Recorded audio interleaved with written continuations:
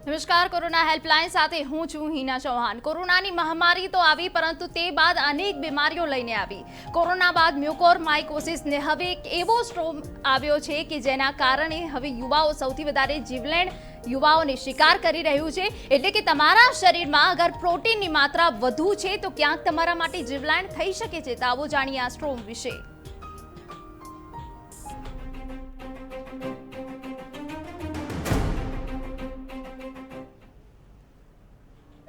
તો આજ આપણે ચર્ચા કરવી છે કે આખરે આ કોરોનાની મહામારીમાં અનેક વર્ગ છે કોરોના સંક્રમિત થયા છે। વૃદ્ધોથી લઈ લો, યુવાનોથી લઈ લો કે બાળકોથી લઈ લો, અને તેવામાં અનેક એવી બીમારીઓએ પણ જન્મ લીધો છે। મ્યુકોરમાઇકોસિસ સ્ટીરોઇડના વધુ પ્રમાણના ઉપયોગથી થાય છે, અને સાથે જ હવે પ્રોટીનનું વધુ પડતું પ્રમાણ કેમ યુવાઓ માટે જીવલેણ સાબિત થઈ રહ્યું છે તેના માટે મારી સાથે હાલ જોડાયા છે નિષ્ણાંત તબીબોમાંથી ટોક્સિકોલોજીસ્ટ ડોક્ટર તેજસ પ્રજાપતિ, સાથે ડોક્ટર નીરા કંજાની ઓપ્થેમોલોજીસ્ટ સાથે જોડાયા છે। તમારા બંને નિષ્ણાંત તબીબોનું સ્વાગત છે। ડોક્ટર, તમારી પાસે જાણવા માંગીશ, ડોક્ટર તેજસ પ્રજાપતિ, કે જે રીતે કોરોનાની મહામારી આવી, પહેલા કે સ્ટીરોઇડનું પ્રમાણ ઓછું હોવું જોઈએ અને વધુ પડતા સ્ટીરોઇડના પ્રમાણથી મ્યુકોરમાઇકોસિસ, પરંતુ હવે ક્યાંક પ્રોટીનનું વધુ પ્રમાણ યુવાઓ માટે ખતરારૂપ બની શકે છે। ચોક્કસથી અહીંયા મહત્વનો સવાલ એ છે કે સાઇટોક્રોમ સ્ટ્રોમ વિશે જ્યારે આપણે ચર્ચા કરી રહ્યા છીએ તો દર્શકોને એ જાણવું ખૂબ જ જરૂરી છે કે સાઇટોક્રોમ સ્ટ્રોમ ખરેખર શું છે। સાઇટોક્રોમ્સ જે આપણે વાત કરીએ છીએ, સાઇટોક્રોમ્સ આપણા શરીરમાં એક પ્રોટીન શૃંખલા છે। જે પ્રોટીન શૃંખલા આપણા શરીરમાં જે પણ કોઈ વાયરસ અથવા બેક્ટેરિયા જ્યારે પણ અટેક કરતા હોય છે ત્યારે એ વાયરસ અને બેક્ટેરિયા આપણા સાઇટોક્રોમ્સ એમને ઇઝીલી આઈડેન્ટિફાય એટલે કે એને ઓળખી લેતા હોય છે, અને એ આપણા એક મેસેન્જર તરીકે કામ કરે છે શરીરમાં। જેમ કે આપણે શરીરમાં કોઈ પણ પ્રકારનું ઇન્ફેક્શન્સ થાય વાયરસ અથવા બેક્ટેરિયાનું, તો આ સાઇટોક્રોમ્સ આપણા શરીરમાં પહેલેથી હોય જ છે। આ સાઇટોક્રોમ સ્ટ્રોમ એ કોઈ નવી વસ્તુ નથી। સાઇટોક્રોમ સ્ટ્રોમ પહેલાં પણ ઘણા બધા વાયરલ અથવા તો બેક્ટેરિયલ ઇન્ફેક્શન્સમાં પણ થાય છે અને એ થતું જ આવ્યું છે। પણ મહત્વની વસ્તુ અહીંયા એ સમજવાની છે કે આપણે પ્રોટીન્સ અથવા તો જે આ પ્રોટીનની શૃંખલા છે એ પ્રોટીનની શૃંખલા આ કેવી રીતે આને આઈડેન્ટિફાઈ કરે છે અને કેવી રીતે શરીરમાં કામ કરે છે એના વિશે આપણે આજે ચર્ચા કરીશું। ઓકે, ડોક્ટર નીરા, તમારી પાસે આવવા માંગીશ। ખાસ કરીને હવે જે યુવા વર્ગ છે તેમાં એક અસમંજસ ઊભી થશે કે વધુ પડતું પ્રોટીનનું પ્રમાણ તેમને એક મુશ્કેલી તરફ ધકેલી શકે છે, કારણ કે આપણે જે સ્ટ્રોમની વાત કરી રહ્યા છે તે સ્ટ્રોમ એટલો જીવલેણ છે કે સામાન્ય લક્ષણો તો દેખાય છે, પરંતુ તે બાદ તેમને ક્યાંક જીવલેણ સાબિત થઈ શકે છે। તો આ જે યુવા વર્ગ છે તેમને પ્રોટીન વિશે આપ શું માહિતી આપશો?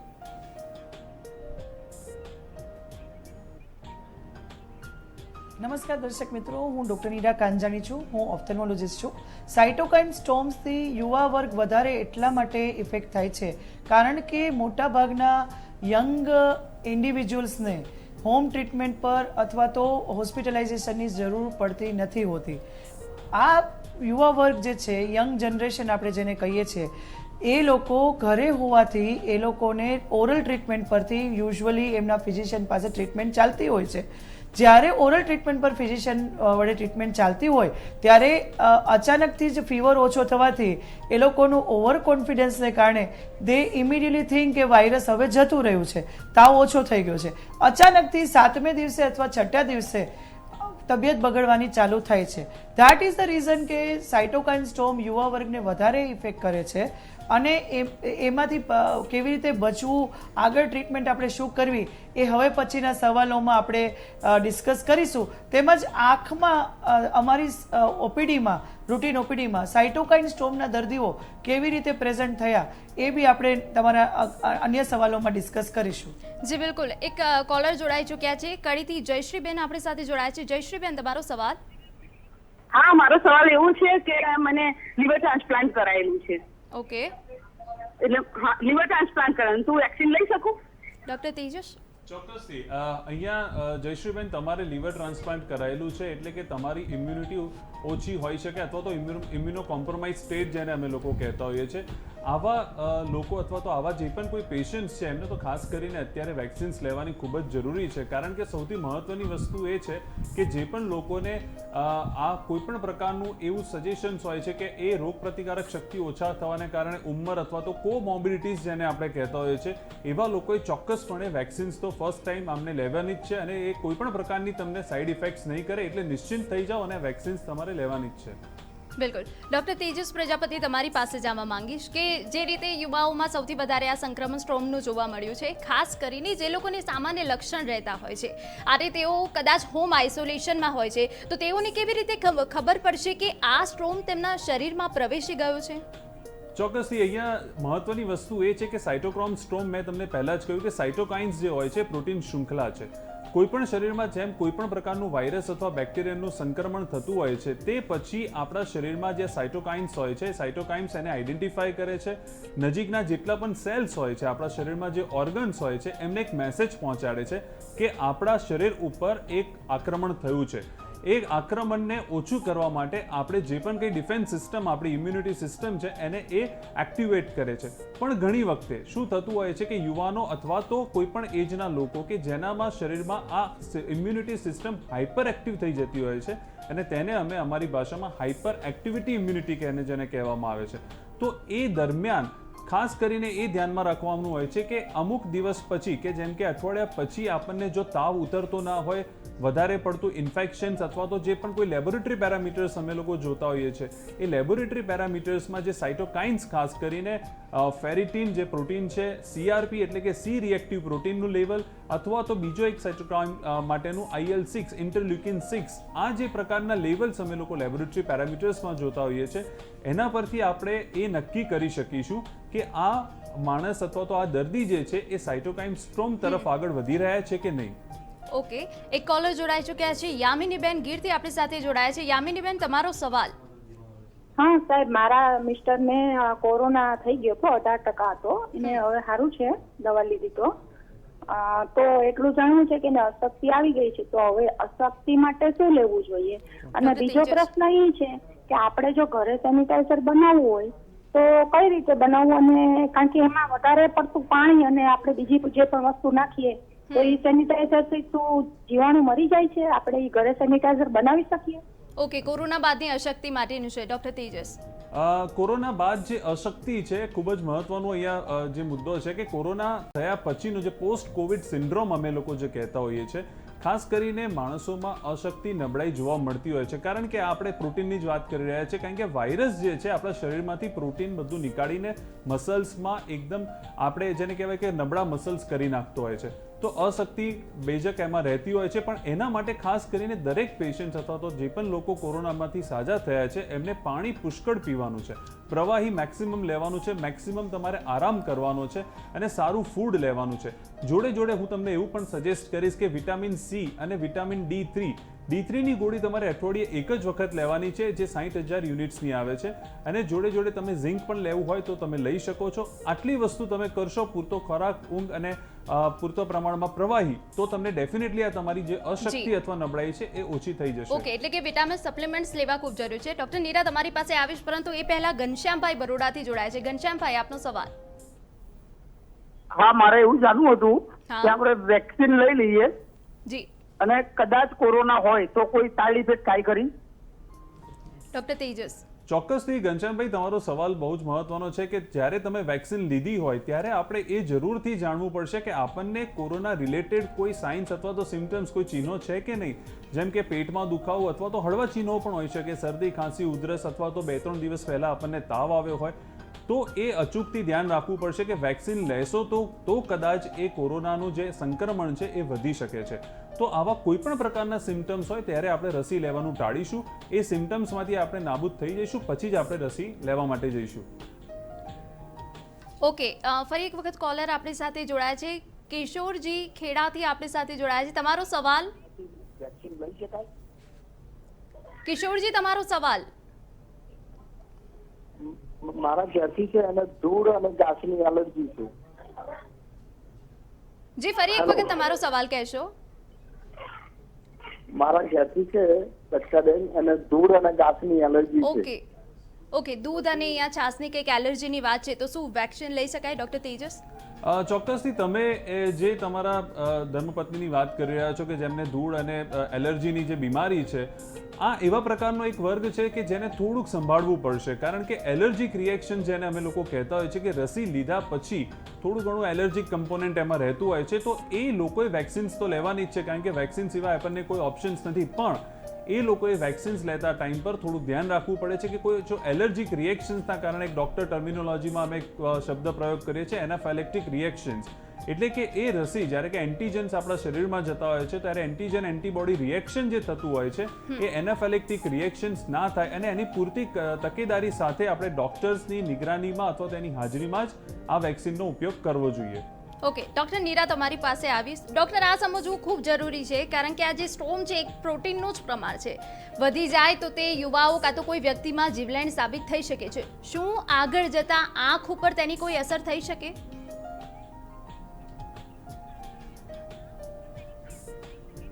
યસ, સાઇટોકાઇન સ્ટોમનું જેમ ડૉક્ટર તેજસભાઈએ વાત કરી એ પ્રમાણે આ સાઇટોકાઇન સ્ટોમને કારણે શરીરમાં એક શૃંખલા, પ્રોટીન શૃંખલા ઉત્પન્ન થાય છે, જેને કારણે આખા શરીરમાં ઇન્ફ્લેમેટરી મીડિયેટર્સ જે ઇન્ફ્લેમેશન કરે, જે રિએક્શન કરે, એને આપણે મીડિયેટર્સ, ઉદ્દીપક વૈજ્ઞાનિક ભાષામાં કહી શકીએ. તો આંખના અલગ અલગ નાની નાની રક્તવાહિનીઓ બ્લોક થવાનો સંભાવના રહે. આ પરિસ્થિતિમાં પેશન્ટ કઈ રીતે ઓપ્થેલ્મોલોજીસ્ટ પાસે આવે, અચાનકથી નજર ઓછી થઈ ગઈ, આંખની સામે અંધારું આવવા માંડ્યું, ધેટ ઇન્ડિકેટ્સ કે આંખની નાની નાની રક્તવાહિનીઓ બ્લોક થઈ ગઈ છે અને એ બ્લોકેજને 6 કલાકની અંદર રિલીવ કરવું ખૂબ જરૂરી છે. નહીં તો આંખની નજર બચાવી શકાય નહીં. 100% આપણને કમ્પ્લીટ રિલીફ એમાંથી ન મળે, 20%, 30% નજર ગુમાવવી પડે. સો આ માટે આપણા દર્શક મિત્રોને એજ્યુકેટ કરવા ખૂબ જ જરૂરી છે કે સાઇટોકાઇન સ્ટોમને કારણે આંખમાં બ્લાઇન્ડિંગ ડિસઓર્ડર્સ થઈ શકે છે. ઓકે, એક કોલર જોડાયા છે. દિનેશભાઈ બનાસકાંઠાથી જોડાયા છે. દિનેશભાઈ, તમારો સવાલ. હા. જી દિનેશભાઈ, તમારો સવાલ. હા, બોલો. મારો સવાલ છે એમ કે કલ્પના શરીરમાં થાય છે. જી. હા, કલ્પના થાય એટલે કોઈ ગ્રહ નડે છે, શરીર કંટ્રોલમાં રહેતું નથી મેડમ, એમને એ પૂછવો છે સવાલ મારો. ઓકે ડૉક્ટર નીરા તમારી પાસે આવી કે શરીરમાં કળતર થાય છે ખૂબ જ વધારે પડતી, અને વેક્સિન લેવી જોઈએ કે ન લેવી જોઈએ તેમને પણ અસમંજસ છે. ઓકે, કોરોના બાદ શરીરમાં કળતર થવી ઓકે, સો આ કોરોના બાદ કળતર નથી થતી પણ વેક્સિન લેતા પહેલા કળતર થાય છે. સો ઇન ધીસ કેસ જેમ તેજસભાઈએ કહ્યું એ પ્રમાણે આપણે કોરોનાનું ઇન્ફેક્શન રૂલ આઉટ કરવું પડે, કારણ કે શરીરમાં અશક્તિ મહેસૂસ થવી, થોડો ઝીણો તાવ આવવો, કળતર થવી, મસલ પેઇન થવું, એ ભૂખ ન લાગવી, એ બધા કોરોનાના માઇલ્ડ સિમ્ટોમ્સ છે. સો ઇન ધીસ કેસ આપણે એક વખત કોરોના રૂલ આઉટ કરીને પછી જ વેક્સિન લેવી જોઈએ. ઓકે ડૉક્ટર તેજસ, હવે તમારી પાસે આવવા માંગીશ. જે રીતે આપણે સ્ટોમ વિશે વાત કરી રહ્યા છે કે કેવી રીતે જીવલેણ સાબિત થાય છે, એવા પણ અનેક કિસ્સા સામે આવ્યા છે કે ક્યાંક ને ક્યાંક આ સ્ટોમના કારણે ન્યુમોનિયા પણ થઈ જાય છે. તો એનું કારણ શું? ન્યુમોનિયા શું છે, પહેલાં આપણે થોડીક સરળ ભાષામાં દર્શક મિત્રોને માહિતી હું તમને આપી દઉં કે જેમ આપણે વાત કરી રહ્યા છીએ સાઇટોકાઇન્સ, જે સાઇટોકાઇન્સ મેં તમને કહ્યું કે પ્રોટીન શૃંખલા છે, અને સાઇટોકાઇન્સ પ્રોટીન શૃંખલા જ્યારે પણ કોઈ વાયરસ બેક્ટેરિયા અટેક કરે છે પછી આપણી ઇમ્યુનિટી સિસ્ટમને એક્ટિવેટ કરી નાખે છે એની સામે લડવા માટે. પણ જ્યારે આપણા શરીરની અંદરના સૈનિકો આપણા શરીરના કોષોને મારી નાખે, એટલે કે જે હેલ્ધી કોષો છે એ હાઇપર એક્ટિવ ઇમ્યુનિટી સિસ્ટમ થઈ જતી હોય છે. એટલે એ વાયરસ અને બેક્ટેરિયાને તો મારે જ છે પણ જોડે જોડે આપણા શરીરના કોષોનો પણ તે નાશ કરી નાખતા હોય છે. તો એ સિસ્ટમને આપણે હાઇપર એક્ટિવ ઇમ્યુન સિસ્ટમ કહીએ છીએ. એમાં શું થતું હોય છે કે કોષ જે આ સાઇટોકાઇન્સ હોય છે, એટલે કે પછી એને આપણે સાઇટોકાઇન્સ બહુ જ બધા જનરેટ થઈ જતા હોય છે. જ્યારે સાઇટોકોમ્સ બહુ જ વધારે માત્રામાં જનરેટ થતા હોય છે એને આપણે સાઇટોકાઇન સ્ટ્રોમ કહીએ છીએ. સ્ટ્રોમ એટલે આપણને ખબર છે કે એક વાવાઝોડું આવે અને બધા જ જે આખા આપણી આજુબાજુના જે પણ સૈનિકો, જે આપણે લડવા માટેના કેપેબલ સૈનિકો છે, એને પણ એ વાવાઝોડાની અંદર એ ઝપેટમાં લઈ લેતા હોય છે. તો આમાં શું થતું હોય છે કે ધીરે ધીરે, જેમ કે લંગ્સની વાત કરીએ તો જે બ્લડ વેસલ્સ છે, આપણી રક્તવાહિની હોય છે, એ રક્તવાહિનીની અંદર ધીરે ધીરે એમાંથી છેદ કરીને એ લંગ્સના કોષ એટલે કે લંગ્સના ટિશ્યુ અને કોષની અંદર પહોંચે છે. લંગ્સ એટલે કે ફેફસામાં શું હોય છે, બેઝિકલી ફેફસાની અંદર નાની નાની એર સેક્સ આપણે જે છે કે ફુગ્ગાની કોથળીઓ કહીએ છીએ એને, જેની અંદર એકચ્યુઅલીમાં હવા ભરેલી હોય છે. હવે શું થાય કે સાઇટોકાઇન સ્ટ્રોમ થવાને કારણે આ લંગ્સ એર સેક્સમાંથી નીકળીને એમાંથી અંદર પ્રવાહી આવી જાય, અને પ્રવાહી આવી જાય એનો મતલબ એમ થાય કે ડૉક્ટર તમને તમારી ભાષામાં સમજાવે કે તમને ન્યુમોનિયાની અસર છે. અને એ ન્યુમોનિયાની અસર થવાને કારણે પછી આપણા શરીરમાં ઓક્સિજનનું લેવલ ઓછું થતું જાય, અને ઓક્સિજનનું લેવલ ઓછું થાય પછી આ સાઇટોકાઇન સ્ટોર્મ્સ જો પુષ્કળ માત્રામાં શરીરમાં હોય તો પછી વેન્ટિલેટરની પણ જરૂર પડે અને આઈસીયુમાં પેશન્ટને શિફ્ટ પણ કરવો પડે. ઓકે, સાઇટોકાઇન સ્ટ્રોમ એક જીવલેણ સાબિત થઈ શકે છે. કોલર બિપિનભાઈ આપણી સાથે જોડાયા છે. બિપિનભાઈ, તમારો સવાલ. હેલો. જી બિલકુલ, તમારો સવાલ જણાવશો. હા, મારો સવાલ એ છે, જી આફ્ટર કોરોના હા આપણે ઇકોસ્પ્રિન ક્યાં સુધી લેવાની, અને બીજો સવાલ જે આ વ્હાઇટ ફંગસ છે એના લક્ષણો શું છે એ જણાવો. ઓકે, ડોક્ટર નીરા.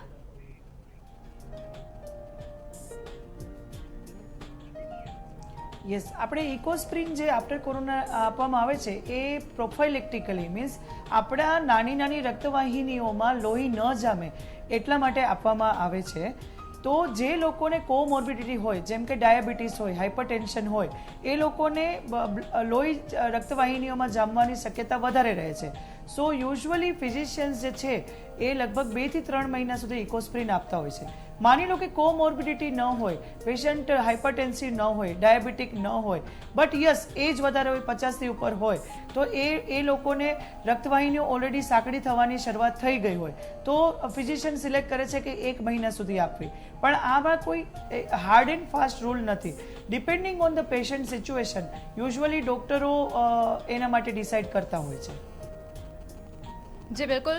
તો જે રીતે આ સ્ટ્રોમ વિશે વાત કરી રહ્યા છે, જે કેટલો જીવલેણ સાબિત થઈ શકે, આગળ પર ચર્ચા યથાવત રાખીએ. તમારી ટીવી સ્ક્રીન પર એક નંબર ચાલી રહ્યો છે, તેના પર કોલ કરો અને તમારા જે પણ સવાલ હોય તે નિષ્ણાંત તબીબ પાસે પૂછો. એક વિરામ બાદ.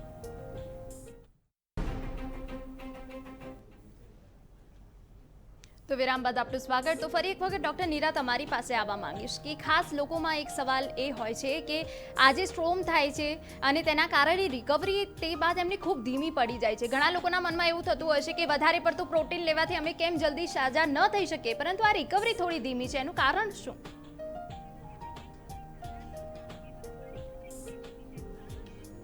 સ્ટોમ થવાથી આખા શરીરની બધી સિસ્ટમને અસર થાય છે. જેમ કે આપણને ખબર છે કે કોરોના જે છે એ રેસ્પિરેટરી ડિઝીઝ છે. નાક દ્વારા આ શરીરમાં પ્રવેશે છે, આપણા ફોમાઇટ્સ દ્વારા શરીરમાં પ્રવેશે છે, લંગને ઇન્ફેક્ટ કરે છે, એ લોકોને ખબર છે. પણ એક વખત સાઇટોકાઇન સ્ટોમ થાય છે એ પછી શરીરની પૂરેપૂરી સિસ્ટમ એમાં ઇન્વોલ્વ થાય છે. જેમ કે લીવર છે, કિડની છે, અને આંખની નળીઓ વિશે ઓલરેડી આપણે વાત કરી, હૃદય છે, આંતરડા છે, જીઆઈ સિસ્ટમ છે, બધી જ સિસ્ટમ ઇન્વોલ્વ થાય છે. એ વસ્તુને કારણે દર્દીને રિકવરી કરવા માટે ખૂબ સમય લાગે છે. શરીરની બધી સિસ્ટમને રિકવરી કરવાની જરૂર પડે છે અને એકદમ ઇન્ટેન્સ મેડિકલ કેરની આ પરિસ્થિતિમાં પેશન્ટને જરૂર પડે છે. દેટ ઇઝ ધ રીઝન કે જેને સાઇટોકાઇન સ્ટોમ ન થયું હોય એ દર્દીઓ જલ્દી સાજા થઈ જાય છે. They will be gating back to their work after 2 અઠવાડિયા પછી એ પોતાની ઓફિસ જઈ શકે છે. પણ વન્સ એકવાર સાઇટોકાઇન સ્ટોમ થયું પછી એ દર્દીને કમ્પ્લીટલી બેક ટુ નોર્મલ જવા માટે 2 થી 3 મહિના લાગી જતા હોય છે. આપણે સાંભળ્યું છે કે multi organ failure which is again very bad situation કે જે બાળકોમાં બી જોવા મળે છે. એ બી એક સાઇટોકાઇન સ્ટોમનો જ પ્રકાર છે અને મે બી આપણા દર્શક મિત્રોને બી એના વિશે જાણવું હશે જે આપણે નેક્સ્ટ ક્વેશ્ચન્સમાં લઈ શકીએ. ઓકે, એક કોલર આપણી સાથે જોડાયા છે. દર્શનાબેન અમદાવાદથી જોડાયા છે. દર્શનાબેન, તમારો સવાલ. હા, હેલો. જી બિલકુલ, તમારો સવાલ જણાવશો. હા, મારો સવાલ એ છે કે અત્યારે જે કોરોનાની પરિસ્થિતિ ચાલે છે. હા, જી બિલકુલ, જણાવો. હા, તો અત્યારે બધા કહે છે કે ભાઈ અત્યારે પરિસ્થિતિમાં ઝીંક ના લેવી જોઈએ, લીંબુ ના પીવું જોઈએ, ઉકાળા ના પીવા જોઈએ. ઓકે, તો એનું માટે શું કરવું જોઈએ? ઓકે ડોક્ટર તેજસ, કે જે રીતે ડેલી રૂટીન આપણે કોરોનામાં લેતા હતા તે જ હવે લોકોને એવું લાગે છે કે ન લેવું જોઈએ, એનું કારણ શું? ના, ચોક્કસથી દર્શનાબેન, તમારો સવાલ બહુ વ્યાજબી છે, કારણ કે આપણા મનમાં ઘણા બધા ક્વેશ્ચન્સ હજુ પણ પ્રશ્નો મૂંઝવતા હશે કે અત્યારે હવે પાછું નવું કંઈક જાણવા મળતું હોય છે કે ભાઈ ઝીંક નહીં લેવું જોઈએ, અથવા તો ઉકાળા બહુ નહીં પીવા જોઈએ, અથવા તો લીંબુ શરબત નહીં પીવો જોઈએ. હું તમને ચોક્કસપણે આનો એક ઉત્તર આપીશ કે ઝીંક અથવા તો લીંબુ પાણી અથવા તો લીંબુ શરબત અથવા તો ઉકાળા તમે કોઈ પણ વસ્તુ પર્યાપ્ત માત્રા એટલે કે પ્રોપર વેમાં તમે એનો ઉપયોગ કરશો તો કોઈ પણ વસ્તુ એ હાનિકારક નથી. કારણ કે ઝીંક અથવા તો લીંબુ પાણી અથવા તો લીંબુ શરબત જે આપણે પીતા હોઈએ છીએ કે જેમાંથી વિટામિન સી આપણને મળતું હોય છે ને પ્રોપર માત્રામાં, પછી એવું નથી કે તમે આખો દિવસ જ લીંબુ પાણી પીતા રાખો, આખો દિવસ ઝીંકની ગોળીઓ ખાતા રાખો કે આખો દિવસ તમે ઉકાળા પીઓ. ઘણા બધા પેશન્ટ્સ એવા પણ આવતા હોય છે કે ઉકાળા વધારે પડતા પીવાના કારણે ગળા અથવા તો પેટમાં ચાંદા પણ પડતા હોય છે. તો કોઈ પણ વસ્તુ પર્યાપ્ત માત્રામાં કરીશું તો એ કોઈ પણ વસ્તુ હાર્મફુલ નથી. એટલા માટે હું તમને એ જ સજેશન આપીશ કે પર્યાપ્ત માત્રામાં ડોક્ટરના ગાઈડન્સ અંદર તમે એને લેશો તો કોઈ પણ વાંધો નથી. એટલે કોઈ પણ વસ્તુ પૂરતા પ્રમાણમાં જ લેવી જોઈએ જેટલી શરીરને ફાયદાકારક રહે. પૂર્વીબેન પોરબંદરથી જોડાયા છે કોલર. જે પૂર્વીબેન, તમારો સવાલ જણાવો. હા, હેલો. હા બિલકુલ ઉર્વીબેન, તમારો સવાલ જણાવશો. હા, એમ કહું છું કે આ સાઇટોકોઇન સ્ટોમ છે એ શેનાથી થાય છે? ઓકે, ડોક્ટર નીરા.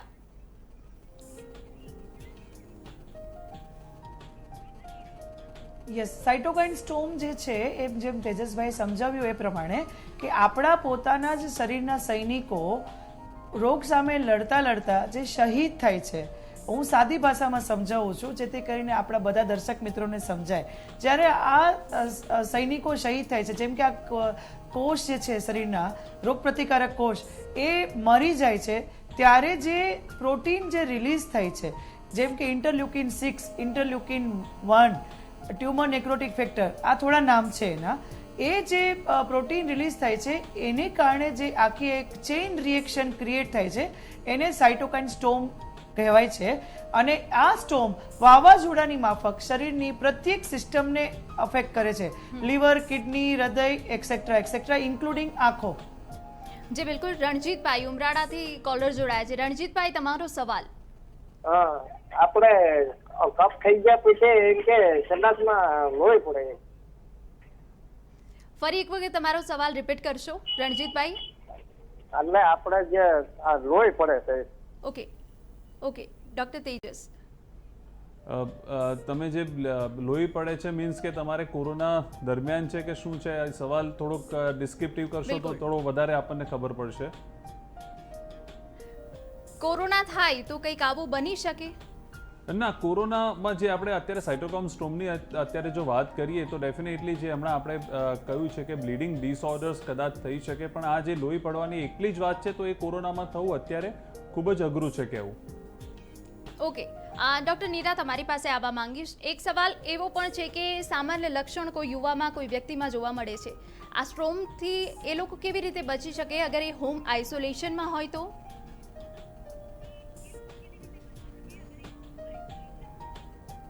હોમ આઇસોલેશનમાં જ્યારે પણ આપણો યુવા વર્ગ છે એમણે માની લો કે 4 દિવસમાં તાવ ઉતરી ગયો અને કોઈ ખાંસી ન થઈ, કોઈ બીજા સિમ્ટમ્સ ન આવ્યા, તો અન્ય દિવસો દરમિયાન ખૂબ સાવચેતી વર્તવી જરૂરી છે. જેમ કે તમારે પ્રોપર પોષણ, પ્રોપર તમારી દવાઓ જે પ્રમાણે ડૉક્ટરે ડિસ્ક્રાઇબ કરેલી હોય, પ્રિસ્ક્રાઇબ કરેલી હોય એ પ્રમાણે ઓક્સિજન લેવલ માપવું ખૂબ જ જરૂરી છે અને તાવ માપવો ખૂબ જ જરૂરી છે. એવું નથી કે 5મે દિવસે કે 4થે દિવસે તાવ ઉતરી ગયો તો 6થે દિવસે ના આવે. જેમ આપણે ચર્ચા કરી એમ કે સાઇટોકાઇન સ્ટોમમાં સડનલી એકવાર તાવ ઉતરી ગયા પછી પાછું સ્પાઇક થવા માંડે, મતલબ 99-100 ની વચ્ચે તાવ હોય, બધું સારું થઈ ગયું, પછી અચાનકથી 101 તાવ આવે, તો આ અર્લી સાઇન છે. સાઇટોકાઇન સ્ટોમમાંથી બચવા માટે એની ટ્રીટમેન્ટ જલ્દી કરવી એ જ એકમાત્ર ટ્રીટમેન્ટ છે. સો આપણે સાવચેતી જાળવી, એના જે સિમ્ટોમ છે, ચેતવણી છે, એના માટે સચેત રહી અને ટાઈમસર ટ્રીટમેન્ટ કરવી એ જ એનાથી બચવા માટેનો ઉપાય છે. કોલર ધારાબેન અમદાવાદથી આપણી સાથે જોડાય છે. ધારાબેન, તમારો સવાલ. મારા મધર 80% કોરોનાથી ઇન્ફેક્ટેડ હતા. જી. તો એટલે મીન્સ હવે રિકવરી એડમિટ કરેલા અને અત્યારે તો હવે ઘરે છે. ઓકે. તો અત્યારે તો એ ઘરે છે, તો એમને કેટલા દિવસ સુધી એમની રિકવરી માટે કેટલું ધ્યાન રાખવું જોઈએ અમારે? અત્યારે આ મ્યુકરમાઇકોસિસનું ચાલે છે. ડોક્ટર તેજસ. ચોક્કસથી ધારાબેન, જેમ તમે કહ્યું કે તમારા મધર્સ ઓલમોસ્ટ લાઈક 80% જેટલું ઇન્વોલ્વમેન્ટ કોરોનાથી સંક્રમિત થયા હતા, તો તમારે તમારા મધરની ખાસ કાળજી રાખવી ખૂબ જ જરૂરી છે.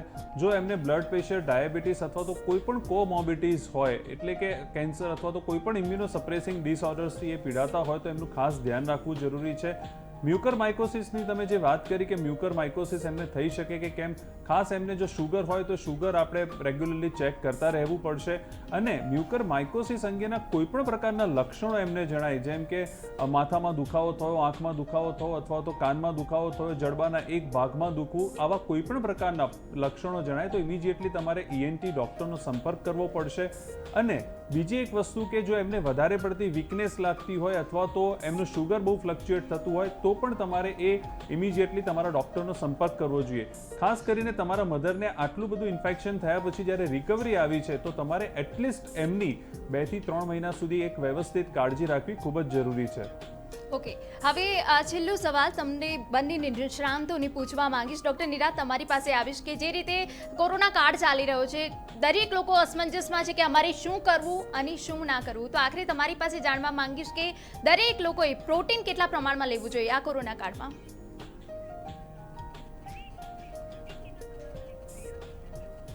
કોરોના કાળમાં પ્રોટીન, લીલા શાકભાજી, વિટામિન સી આ બધું મોડરેટ પ્રમાણમાં લેવું જરૂરી છે. પ્રોટીન આપણને યુઝ્યુઅલી મગ છે, ચણા છે, ચોળા છે, આ અન્ય કઠોળમાંથી ચોક્કસ મળી રહે. તો આપણે ગુજરાતી ડાયટની વાત કરીએ તો ગુજરાતી ડાયટ જે છે એમાં એટલીસ્ટ આપણે એક સમય કઠોળનો ઉપયોગ કરવો જરૂરી છે. સોયાબીન બી સારી વસ્તુ છે જે પ્રોટીન આપણને પ્રોવાઈડ કરી શકે. અને લીલા શાકભાજી, ફ્રૂટ્સ આ બધાનો ઉપયોગ સરસ રીતે યોગ્ય માત્રામાં કરવો. શુગર એકદમ ટાઈટ કંટ્રોલ રાખવો ખૂબ જ જરૂરી છે જે લોકોને શુગર છે, જેથી કરીને ઇવન ઇફ કોરોના થાય તો બી આપણે સક્સેસિવલી એમાંથી બહાર આવી શકીએ.